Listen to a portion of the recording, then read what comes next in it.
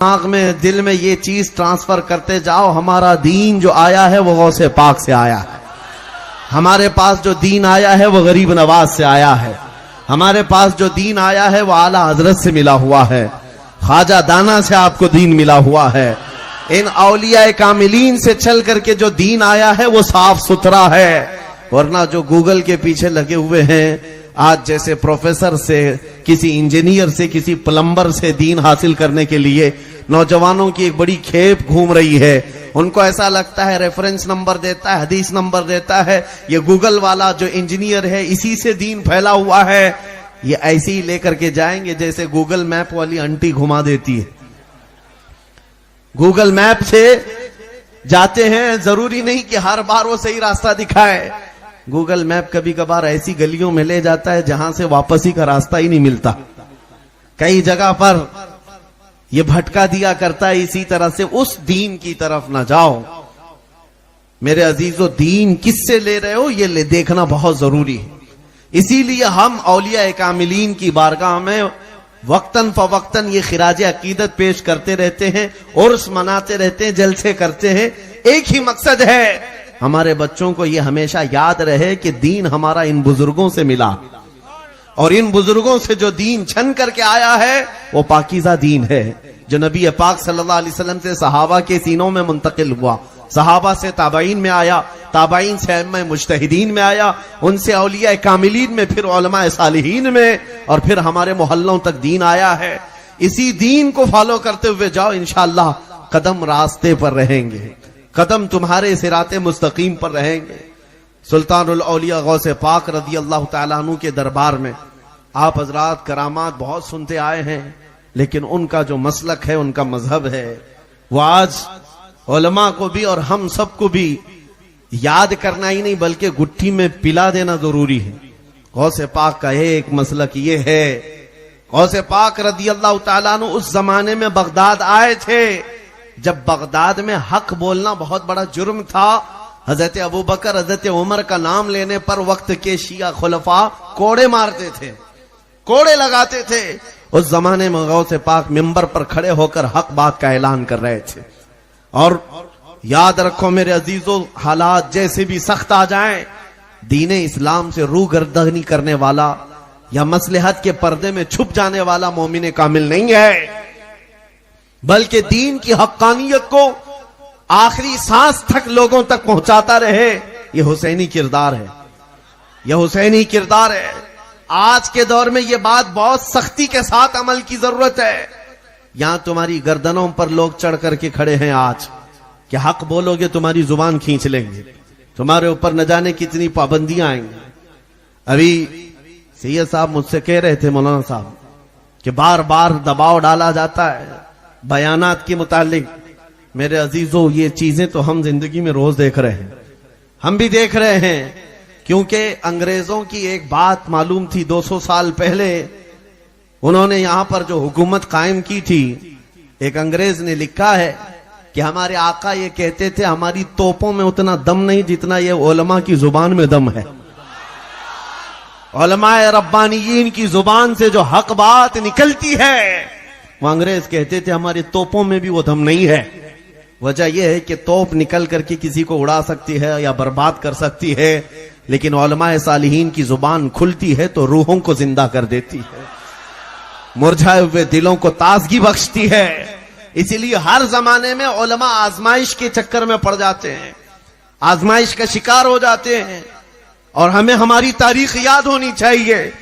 جس عظیم محدث جلیل امام احمد بن حنبل کو 5 لاکھ حدیثیں یاد تھی میرے مصطفیٰ کی، اس عظیم امام کو جب کھلے بازار میں کوڑے مارے جاتے تھے، 1 2 نہیں 300 کوڑے مارے گئے. امام احمد بن حنبل کو اور امام اعظم ابو حنیفہ، کروڑوں مسلمان جن کی آج اقتدا کرتے ہیں، جیل میں رکھا گیا تھا. اہل بیت اطہار میں سے 1 2 نہیں، کئی امام ایسے ہیں. امام موسیٰ کاظم کئی سالوں تک جیل میں رہے، جیل میں زہر بھی دیا گیا، جنازہ جیل سے نکلا ہے. یا علماء صالحین جیلوں میں گئے، پھانسیوں کے پھندے پر چڑھ گئے. میں آج پوچھنا چاہتا ہوں، آج کے لوگوں کے لیے دین کا کام کیا صرف حلوہ پراٹھا کھانا ہے، دعوتیں کھانا ہے؟ علماء صالحین اس بات کو یاد رکھیں، اللہ نے جو امانت ہمیں دی ہے اس کو ہر زمانے میں بیان کرنا ہوگا۔ امن کا دور ہے تو ٹھیک ہے، لیکن مصائب کے زمانے میں بھی حسینی کردار ادا کرنا ہوگا۔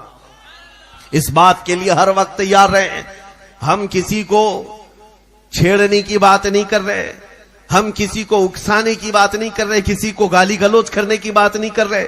بات صرف اتنا کرنا چاہتے ہیں نوجوانوں، جب مجھے یقین ہے کہ میرا دین سچا ہے، میرا نبی سچا ہے، میرا خدا سچا ہے، اللہ کا کلام سچا ہے، تو پھر میں سر چھپا کر کے کیوں جیوں، سر اٹھا کر جیوں۔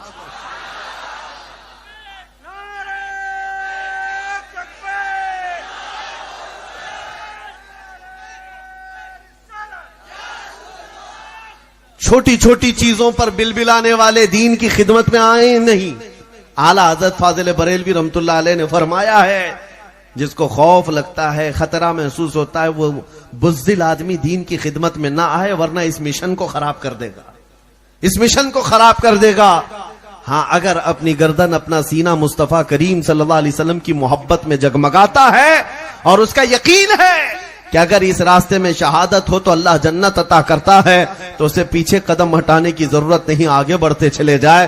اس لیے کہ نبی کریم صلی اللہ تعالی علیہ وسلم کا ایک جذبہ میں آپ کو بتاؤں، جنگ حنین کے موقع پر میں اپنے موضوع پر آتا ہوں، اس لیے کہ آج کے دور میں جو لوگوں کو جگر چاہیے وہ جذبے کو میں بیدار کرنا، میرا مقصد صرف اتنا ہے۔ کچھ لوگوں کے دلوں پر یہ زنگ لگا ہوا ہے حالات کو دیکھ دیکھ کر کے۔ میرے عزیزو، یہ حالات نئے نہیں ہیں ہمارے، یہ مکہ کے دور سے چلے ہوئے حالات ہیں۔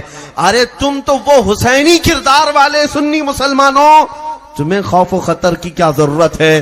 تمہیں چاقو چھری تلوار سے کون بھلا ڈرا سکتا ہے؟ جو قوم ہر سال محرم میں کربلا کی داستان سنتی چلی آ رہی ہے، حسین اعظم کی شہادت کو سنتی ہے، تو وہ ماتم کرنے کے لیے نہیں ہے، رونے دھونے کے لیے نہیں ہے، تعزیہ اٹھا کر کے ڈبانے کے لیے نہیں ہے۔ ہم حسین اعظم کے کردار کو جوانوں کو، بوڑھوں کو اس لیے سناتے ہیں، 80 سال کا بوڑھا بھی کربلا سنے تو 25 سال کا جوان بن جائے، اس کے اندر جذبہ ہے۔ جنگ حنین کے موقع پر قرآن پاک میں اس کا ذکر بھی آیا ہے۔ اللہ تعالیٰ نے فرمایا لَقَدْ نَصَرَكُمُ اللَّهُ فِي مَوَاطِنَ كَثِيرَةٍ وَيَوْمَ حُنَيْنٍ إِذْ أَعْجَبَتْكُمْ كَثْرَتُكُمْ فَلَمْ تُغْنِ عَنْكُمْ شَيْئًا وَضَاقَتْ عَلَيْكُمُ الْأَرْضُ بِمَا رَحُبَتْ ثُمَّ وَلَّيْتُمْ مُدْبِرِينَ۔ قرآن پاک میں رب تعالیٰ فرماتا ہے اللہ نے کئی موقعوں پر تمہاری مدد کی ہے، خاص طور پر حنین کے موقع پر۔ حنین، جنگ حنین میں حالات ایسے تھے، صحابہ کی تعداد بہت زیادہ تھی، بڑی تعداد تھی، تو رب فرماتا اذ اعجبتکم کثرتکم، پہلے صحابہ کو یہ لگا بہت بڑی تعداد ہے، سب فتح کر لیں گے، لیکن حالت کیا ہو گئی، بدل گئے۔ فلم تغنی عنکم شیئا، رب فرماتا ہے تمہاری بڑی تعداد سے کچھ ہو تو نہیں سکا وہاں پر۔ وضاقت علیکم الارض، زمین تم پر تنگ کر دی گئی۔ وہ جنگ میں حالات ایسے ہو گئے کہ زمین تنگ ہو گئی، کفار و مشرکین بہت غالب آنے لگ گئے، پھر صحابہ اکرام کے پیر زمین سے اکھڑ گئے، اتنی تکلیفیں، اتنی مشقتیں۔ قرآن پاک میں رب تعالیٰ فرماتا ہے سب ادھر ادھر منتشر ہو گئے۔ وہ حالت اتنی سخت تھی جنگ حنین میں، کوئی ادھر منتشر کوئی ادھر منتشر، صفیں درہم برہم ہو گئی۔ اس وقت جو حدیث پاک میں ملتا ہے، حضرت ابو بکر صدیق فرماتے ہیں اس بھرے میدان میں میں دیکھا ایک شخصیت سینہ سپر ہو کر آگے بڑھتی ہوئی جا رہی ہے، وہ میرے مصطفیٰ کریم کی ذات۔ سب کے سب وہاں پر خون خار بھیڑیے سامنے ہیں، اور نبی پاک صلی اللہ علیہ وسلم آگے بڑھتے جا رہے ہیں۔ حضرت صدیق فرماتے ہیں ایسی شجاعت تو دیکھا نہیں، آگے بڑھتے ہوئے جا رہے ہیں۔ پلس میں آپ کو بتا دوں، یہ کہتے ہوئے نہیں کہ لوگ ان میں سے بہت سارے نئے سپاہی تھے، نئے فوجی تھے، ہو سکتا ہے وہ نبی کو نہیں پہچانتے ہو، چھپ چھپا کر کے کوئی لیڈر ادھر ادھر جاتا ہوگا۔ حضور پاک صلی اللہ تعالی علیہ وسلم سامنے جا رہے ہیں تو یہ کہہ کر کے نہیں کہ میں بھی مسلمانوں کا ایک سپاہی ہوں، بلکہ کھلے عام اعلان کرتے ہوئے آگے بڑھتے جا رہے ہیں، انا النبی لا کذب انا ابن عبد المطلب، میں عبد المطلب کے بیٹے کا بیٹا ہوں، جھوٹا نبی نہیں ہوں۔ یہ نبی پاک کا فرمان اس میدان میں جہاں تلواریں سوتے ہوئے لوگ کھڑے ہیں اور سامنے بڑھتے ہوئے آ رہے ہیں. صحابہ کہتے ہیں جتنے قدم ڈگمگائے تھے اچانک جان میں جان آئی. ایسے سب کے سب متحد ہوئے کہ اچانک ہم نے دیکھا سب کے ہاتھ بجلیوں کی طرح کوندنے لگ گئے. جو منتشر ہوا تھا میدان، پل بھر میں میرے مصطفیٰ کی شجاعت کے بعد پورا کا پورا غلبہ اسلام کو نصیب ہوتا ہے. میرے عزیزوں،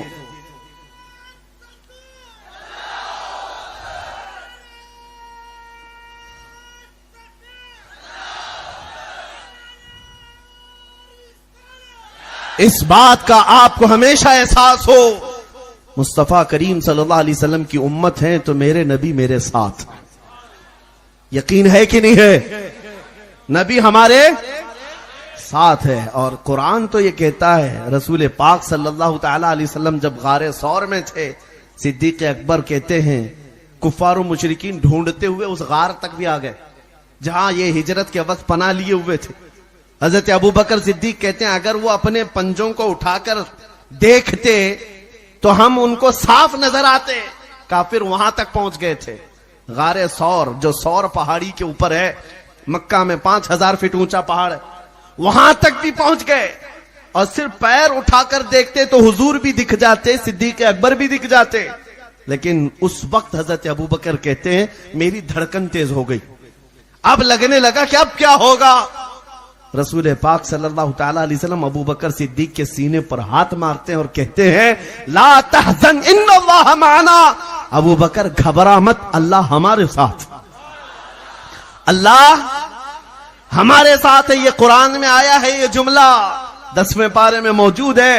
آج تمام مسلمانوں سے میں یہی کہنا چاہتا ہوں، حالات چاہے جیسے بھی بگڑ جائیں، ہزاروں گرو گھنٹال ان کے ساتھ، ساری طاقتیں ان کے ساتھ، ساری فوج ان کے ساتھ، سارے بم میزائل پیٹرول سب ان کے ساتھ، کروڑوں کسی کے ساتھ ہو، لیکن یقین ہے میرا مولا ہمارے ساتھ ہے. نعرہ تکبیر، نعرہ